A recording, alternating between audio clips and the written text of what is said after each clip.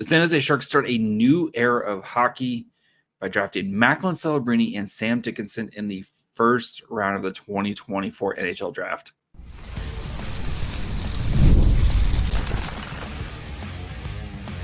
You're Locked On Sharks, your daily podcast on the San Jose Sharks, part of the Locked On Podcast Network, your team every day.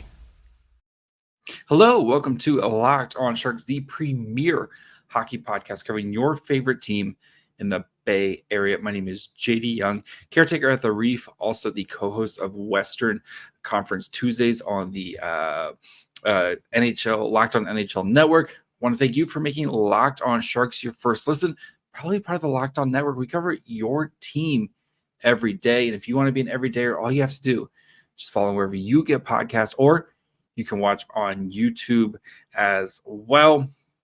And today, kids, we start a new era of San Jose Sharks hockey as the Sharks draft Macklin Celebrini and defenseman Sam Dickinson. And of course, we have to start with Macklin Celebrini, who, no surprise, the presumed number one pick. Celebrini gets picked, and today starts a new era of San Jose Sharks hockey. Celebrini is a special player, and what he brings to the ice and what he's going to bring to this organization this June 28th, 2024 is going to be one of those days for Sharks fans where like everything changed.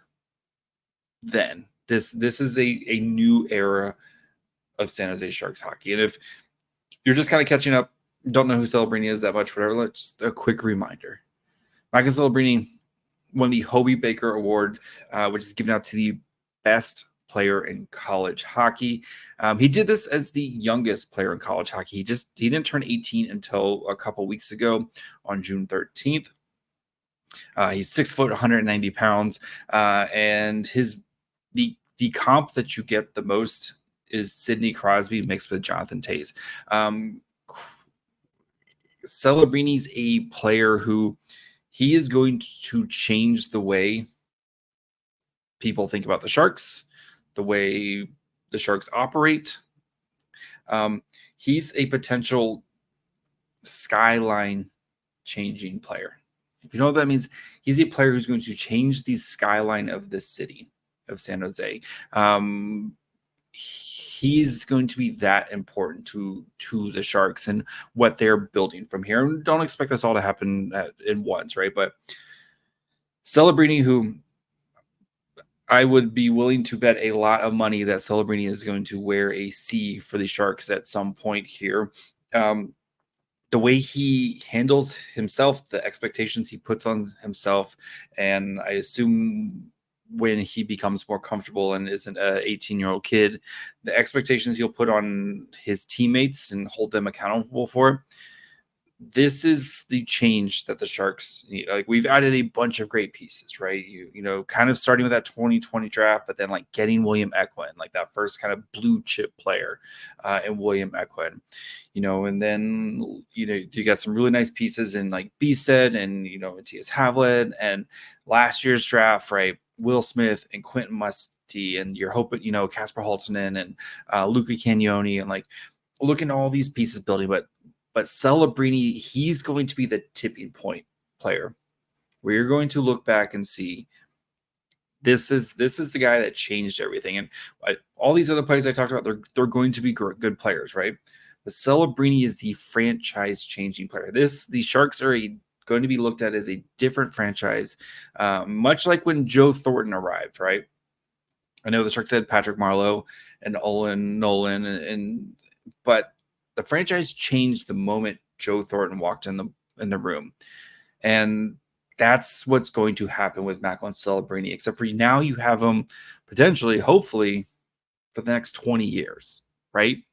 Like 18-year-old kid who let's not mess around. He's going to sign his contract. He will be on the Sharks next year, right? You're getting a player who's like that. That's what he's going to mean to San Jose. And I know it feels like lofty expectations, but he's just that. He's a special, special player. And having Joe Thornton come out to announce his pick, a first overall draft pick, right? And, the greatest player in Sharks history. It felt like a passing of the torch, right? We were waiting for that player, right? From that, moving on from the Thornton Marlowe era to this next era. And this was that night. The passing of the torch from Joe Thornton to Macklin Celebrini, and basically saying, like, it's all yours, kid. And we heard from Mike Greer, and Mike Greer talked about how Joe Thornton, is still around, and he's a huge part of the franchise. But I think for Celebrini, he's going to have all the support, right? Joe Thornton, who was a number one overall pick, and basically run out of Boston, right? Because of he wasn't able to kind of live up to expectations. That's the perfect person to have in your corner, right? A guy who's been through the ups and the downs, like Joe Thornton, and of course loves the game the way Joe Thornton loves the game, and Patrick Marleau, who's a second overall pick, right? Has been through all the ups and the downs, blamed for many, many Sharks failures in the playoffs.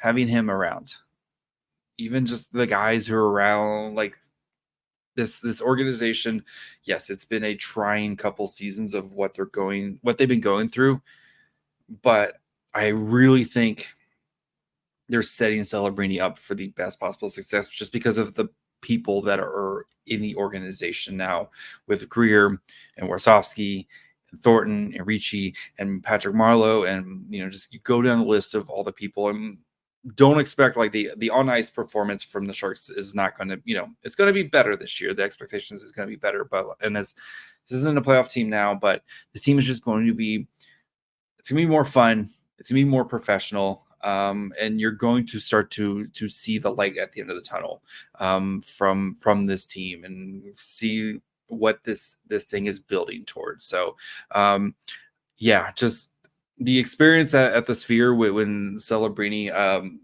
shout out all these Sharks. I've seen so many Sharks jerseys here in Vegas, a ton of Sharks fans at the Sphere. Just an absolute, like, yeah, you guys showed out tonight. And anytime Celebrini was on the screen, anytime, like, just the crowd went crazy. I was not the person screaming on the broadcast. I'm somewhat of a professional sometimes. I was kind of in the media area. And then I was out there. I saw Celebrini get picked, and I basically ran to the media area to start, because I had a bunch of stuff I had to do, right? But yes, the Sharks fans, the franchise is in better hands now than it was yesterday. And this still a lot of work to be done. And right, the easy part of the rebuild is tearing it down. And now the real work begins to add the right pieces and the right players, and know when to kind of start to kind of push this thing forward. But you just made your life so much easier with a guy like Macklin Celebrini, who is a special player. And the fact that he cut his Vegas trip short early, especially on Sunday, decides him and his family are going back on Saturday, so he can get a skate in on Sunday and start getting ready for training for development camp that starts this week. Of course, we'll have and with the prospect game on 4th of July, which I will be at the prospect game. So just a franchise changing player. He's going to be this for the Sharks. And you pair him with Will Smith down the middle. You have Eklund, you have Zetterlund, you have Quentin Musty. You've got a bunch of great pieces in the forward group, and it's, hold your heads up high, Sharks fans. We suffered a very, very long season this year, but this moment makes it worth everything we went through, because the franchise is different now. The franchise is just in a different place now than it was 24 hours ago. So We'll continue. We're going to kind of do talk about Dickinson, Sam Dickinson, why he was the choice at 11. Of course, we'll talk about Buium versus Dickinson. And then we'll look at guys who are available at 33 for when the draft starts way too early in the morning at 8:30 tomorrow. So we'll get to that here in just 1 second. Passion, drive, and patience. The formula for winning championships is also what keep your ride or die alive. eBay Motors is everything you need to maintain your vehicle and level it up to peak performance. Superchargers, roof racks, exhaust kits, LED headlights, and more.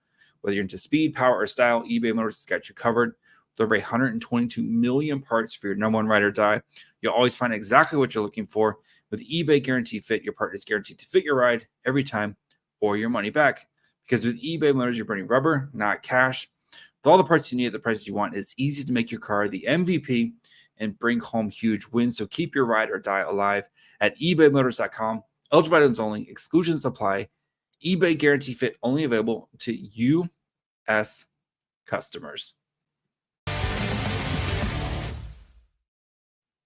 right. So, of course, these Sharks, after trading up, they get their defenseman of the future, and that is in Sam Dickinson, who I honestly did not see a realistic path of Dickinson being there. But the way the board broke, where forwards went much earlier than I think, right? And you have to kind of look at Beckett Seneca, who was kind of my like personal pick for the Sharks at number 11. Went number 3, and even he was very surprised if you watched the broadcast, mouthing something that was very yes. And then I think TJ Ginla went a little bit higher than we expected.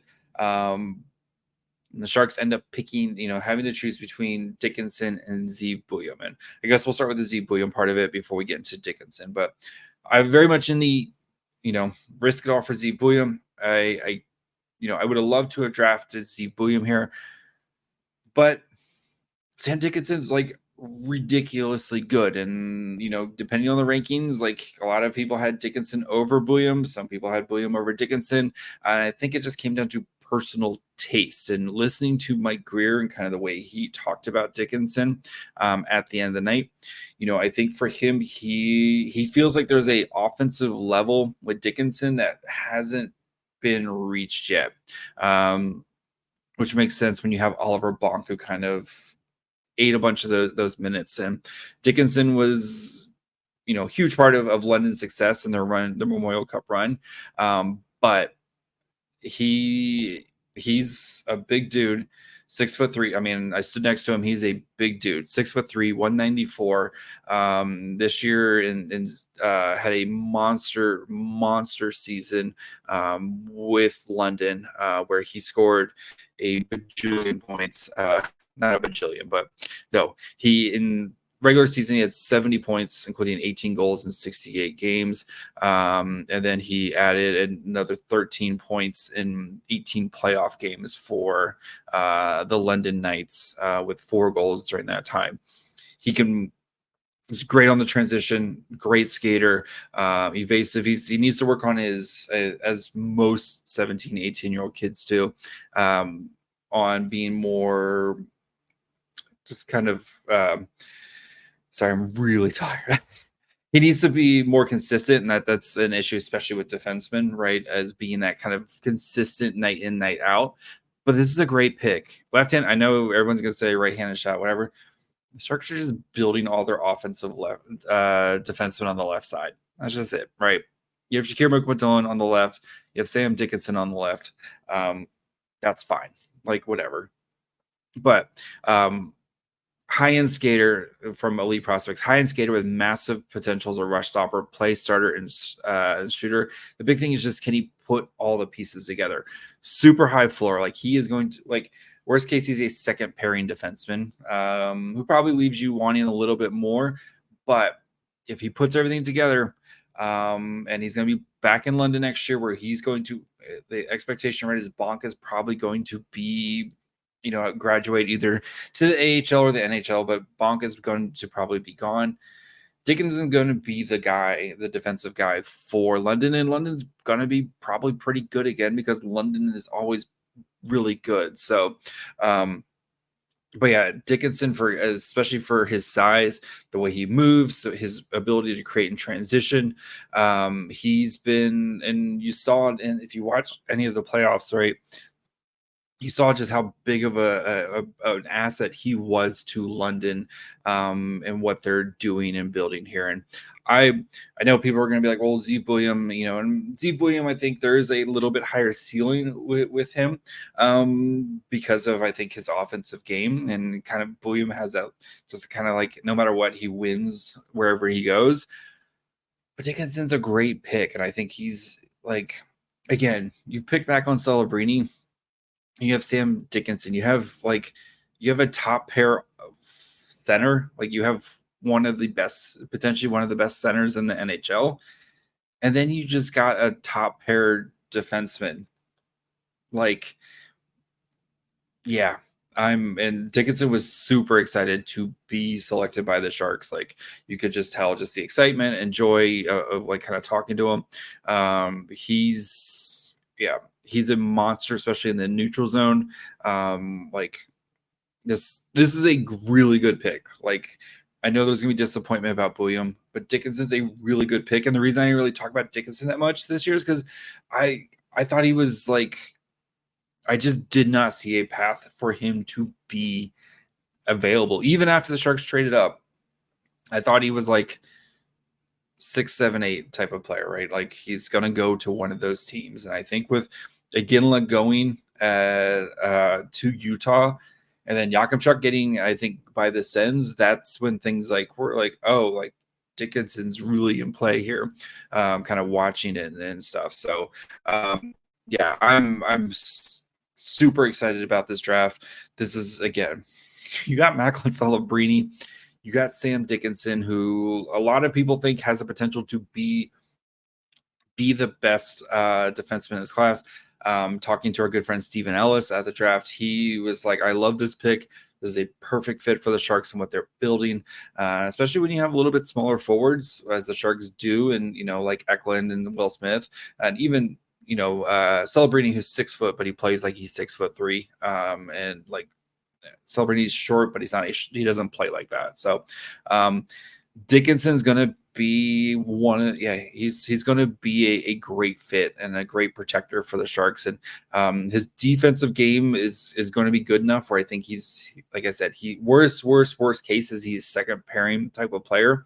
But if he hits, he's going to be a great pick by the Sharks. And we'll probably spend a bunch of time between now and forever comparing Buium and Dickinson, because that's what we do as fans. But yeah, I'm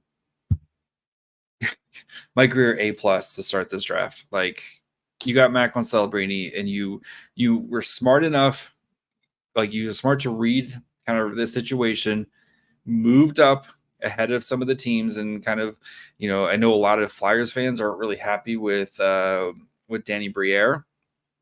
I think we're trying to move up, but you kind of read where things were going.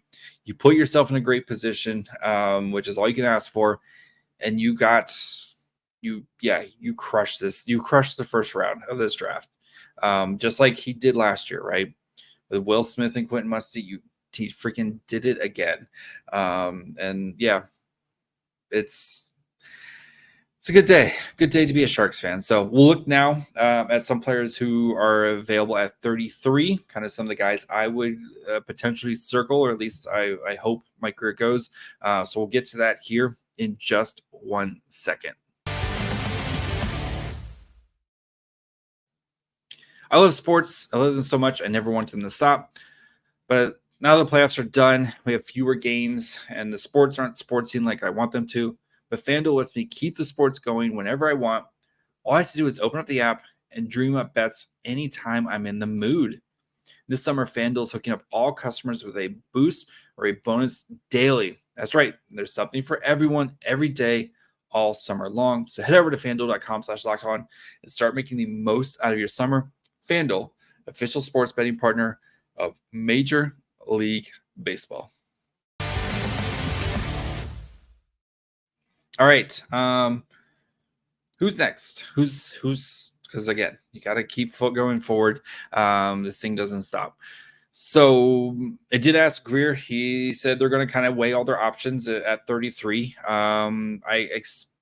There's a world where I could see them moving back. They're going to kind of weigh all their options. They've got some guys that they like at 33, and they're going to kind of see if they get any offers, which is smart, right? So let's look at some players that I really like, and then maybe look at some guys who could, like, if Greer wants to maybe move back a little bit, especially if he has a lot of guys kind of in the same bucket, maybe it would be smart to move back here. So some of the guys, and Stephen Ellis did a really good job with this, kind of some of the guys that his top players ranked. So I'm just going to kind of cherry pick some of my favorite guys here. So one is Teddy Stiga. He's basically Gavin Brindley 2.0. I talked about him on yesterday's episode. One of those players that you can kind of fit into whatever you need him to do. Teddy Stiga can do. Playing on the USN TDP program. He's like probably middle six type of guy. Maybe not the biggest upside, but he just kind of makes everybody around him better. And Stiga would be a really nice fit there. I still think, though, I think they're going to go defenseman, would be my guess. So here's some defensemen I like in this area. So Charlie Elick, right-handed defenseman out of the Brandon Wheat Kings in the WHL. Sorry, I didn't pull up any. I didn't get a chance to make any things for them, but. So Elick's 6'3", 198 pounds, very much a kind of shutdown defensive player, right-handed shot. So if he's kind of like Yakimchuk, or kind of almost like if you took Yakimchuk's offense and made him defense, that's kind of Elick, where he's going to murder. He's like a run around murder people type of guy. Very physical, hard hitter, but great in the neutral zone, great at shutting down players, really good size. Like I said, I think he's a potential, he's a fit there, especially if you wanted to go Dickinson, Elick. That's not bad. That is a really nice, really nice pairing there, for the Sharks. So, from Elite Prospects. So Elick punishes any hesitation with a thunderous hit. Players who enter space get met with a smattering of shoves and cross checks. He eliminates off-puck threats and never stops battling, but somehow rarely ends up chasing or is on the wrong side of the puck. Physical, proactive defense is Elick's games. He's an explosive backward and lateral skater, which he uses to instantly take the middle and then transport across ice and prevent the entry. His stick is seemingly in every lane, tipping every pass or shot inside his wingspan, and his mobility allows him to stay tight to the puck threat. So he had 27 points in 65 games. Again, not the biggest kind of point producer, but I think Elick and if you're looking at it as a potential Elick and Dickinson pairing, Dickinson's not he's big, but he could be a little bit more physical. Elick, that is a perfect combination right there. And Elick is a guy I think to potentially circle for the Sharks. So some other guys here. So we have our good friend Alphonse Frey, who we've talked about extensively. I still think he's gonna be around for a little bit, especially with some of the other names here. Dominik Badinka in the SHL is somebody I would be very interested in as well. So he's a potential fit for the Sharks. Again, 6'3", right-handed shot. Last year playing in the SHL, he played 33 games, had 4 points in that. Again, he's a 17, 18-year-old kid playing SHL minutes, and he's playing like 15 minutes a night in the SHL, which is very impressive for a kid his age to kind of earn that trust. So not the greatest. I don't think the offensives, like the shooting maybe isn't really there, but good on the transition, good like versatility, another kind of physical player. And like he's a potential guy who in that same area. He's good at he's very good at kind of shutting things down in the neutral zone. I think though the offensive game, he'll need to kind of figure things out there. He doesn't do a lot of like the controlled exit percentage when he does it. He does it really high, just like kind of getting the puck going the other way.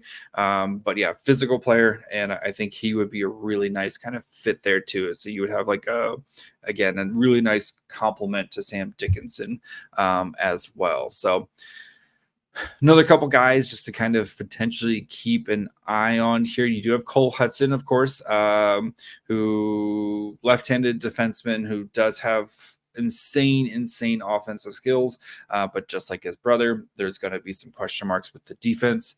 Henry Mews, who I've talked a lot about as well, as a player who I really do like in the OHL. Just as a quick kind of reminder on him. So yeah, 6 foot, 185 pounds, right-handed shot. So a little bit smaller than kind of some of these other guys. Has 61 points in 65 games for the Ottawa 67s. Smooth player, really good foot speed, poise. Needs to play with a little bit more pace. But I think getting him in the second round, and again, especially when you have Sam Dickinson, I think he's a potential guy to look at right there as some guys here in the second round. So, yeah. A+ draft to start this thing. So, again, when you walk away with Celebrini and Sam Dickinson, who none of us thought he was going to be available at 11. That's a great start to the draft. So we'll be back on Saturday to wrap up the second round of the draft. We'll have a little bit more kind of, get to know some of these guys and kind of some scouting reports and all that fun stuff. So we'll pull all that stuff up. Hopefully I'll get some sleep at some point here. So make sure you follow along wherever you get podcasts. And of course, you can watch on YouTube as well. Follow the show on Twitter, Facebook, and Instagram at Locked On Sharks. Follow me on Twitter at MyFryhole. Until tomorrow. Bye, friends.